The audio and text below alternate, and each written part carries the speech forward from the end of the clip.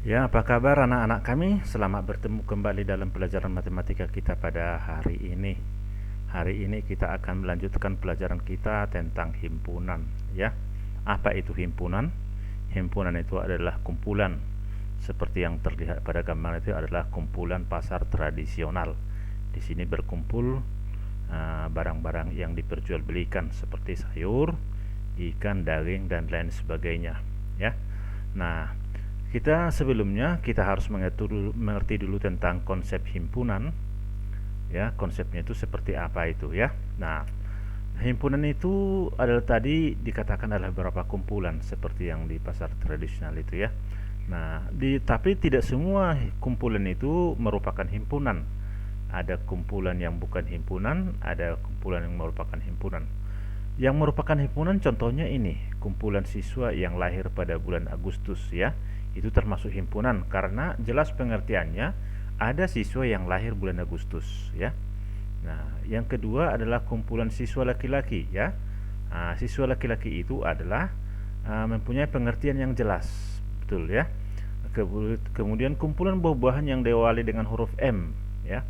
Nah, itu jelas misalnya mangga, manggis dan buah-buahan yang lainnya. Yang keempat, kumpulan nama kota di Indonesia yang diawali dengan huruf S, ya. Misalnya Surabaya, Samarinda dan kota-kota lainnya yang diawali dengan huruf S itu merupakan himpunan, ya. Kemudian yang kelima, binatang yang berkaki dua seperti ayam, bebek, angsa dan binatang unggas lainnya itu jelas yang berkaki dua, ya.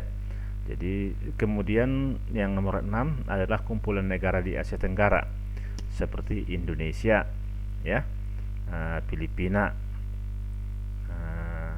apalagi Malaysia, Singapura dan negara-negara lain yang ada di Asia Tenggara. Jadi semua itu merupakan himpunan. Nah, yang bukan himpunan apa? Coba lihat kalimat di bawah ini.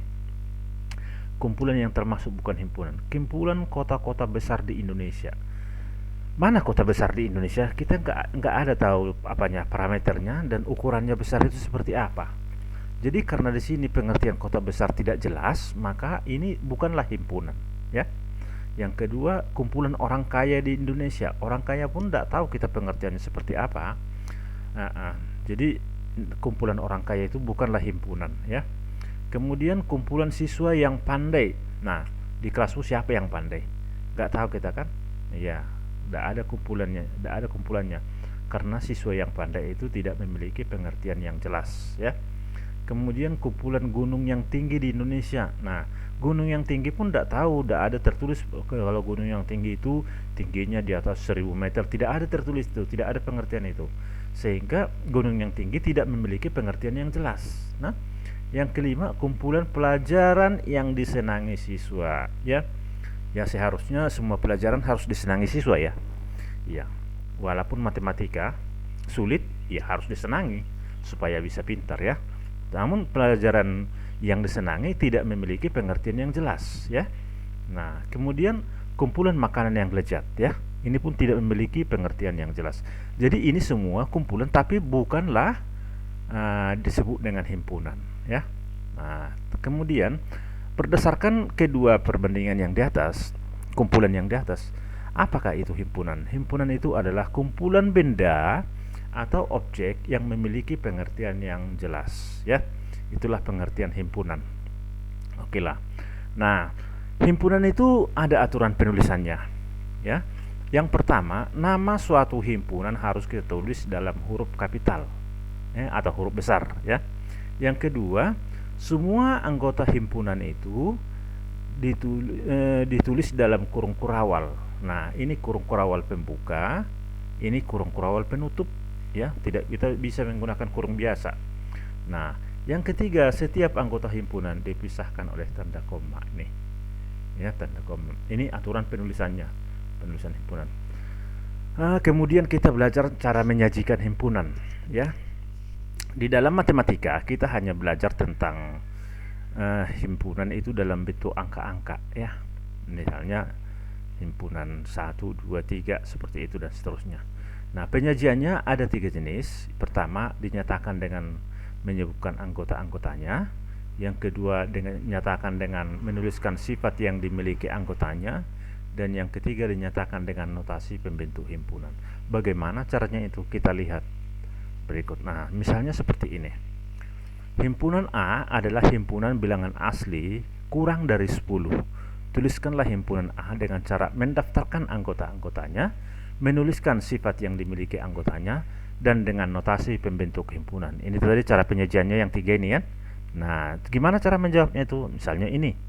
Nah, seperti tadi adalah A himpunan bilangan asli kurang dari 10. Maka kita jawab yang itu, mendaftar anggotanya. Bilangan asli dimulai dari angka 1. Karena kurang dari 10 berarti batas 9. Maka kita tulis semua bilangan asli. A sama dengan himpunan 1, 2, 3, 4, 5, 6, 7, 8, 9. Oke. Yang B, menuliskan sifat yang dimiliki anggotanya. Sama seperti ini. A kita tulis dalam huruf kapital, sama dengan buka kurung kurawal, bilangan asli kurang dari 10. Nah, ini ditulis, kemudian ditutup dengan kurung kurawal. Yang C dengan notasi pembentuk himpunan seperti ini notasinya. Nah, A sama dengan himpunan yang beranggotakan X, di mana X kurang dari 10 dan X anggota bilangan asli. Ini yang huruf-huruf ini namanya anggota ya. Ya, seperti inilah notasi pembentuk himpunannya. Oke, kemudian ini ada beberapa latihan yang kita kerjakan. Ya, Bapak berikan latihan jadi contoh ya. Misalkan tuliskanlah anggota-anggota dari himpunan berikut seperti ini. A sama dengan bilangan asli kurang dari 10. Kalau ini kan menuliskan sifat yang pertama. Nah, maka ini buatlah daftarkanlah ini berapa anggotanya dengan cara mendaftar anggotanya ini. Yang B juga dengan B, C juga. Jadi semua ini soal ini kita bahas selanjutnya seperti ini. Nah, A tadi bilangan asli kurang dari 10. Tulislah dalam menuliskan anggotanya. Ya, kita tulis saja bilangan asli itu. Kurang dari 10 berarti 1, 2, 3, 4, 5 sampai 9 ya. Nah, yang B bilangan ganjil positif kurang dari 16. Bilangan ganjil positif kurang dari 16. Ya, itu mulai dari 1 kan. Positifnya. Kemudian 3, 5, 7, 9, 11, 13, 15. 17 tidak lagi, karena apa? Kurang dari 16. Ya kan? Jadi batas 15. Yang C bilangan prima genap. Nah, bilangan prima yang genap hanya angka 2, ya. Bilangan prima kemarin sudah kita pelajari adalah bilangan yang mempunyai 2 buah faktor, ya. Kemudian yang D, nah ini dibentuk dalam bentuk notasi pembentuk himpunan.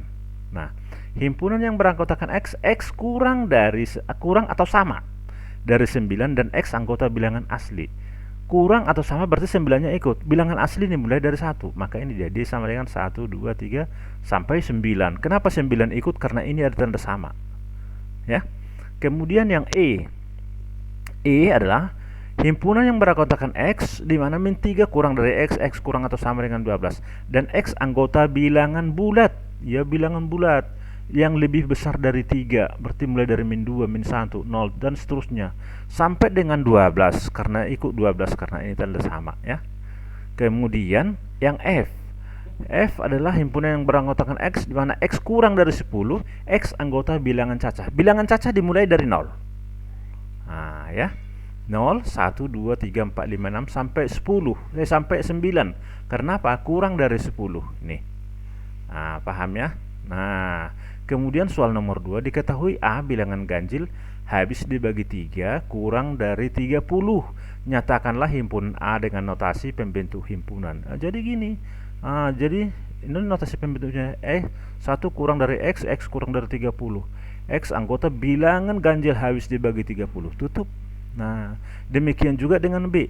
Nyatakan himpunan A dengan menyebutkan anggotanya. Ya, sebutlah bilangan yang habis dibagi 3 ya.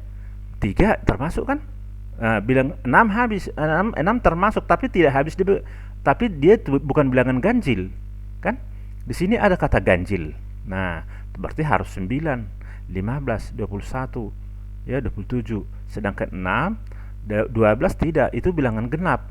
Ya, 18 tidak termasuk. Nah, sampai di sinilah pelajaran kita pada pagi hari ini. Besar harapan Bapak kamu bisa memahaminya dengan baik. Terima kasih.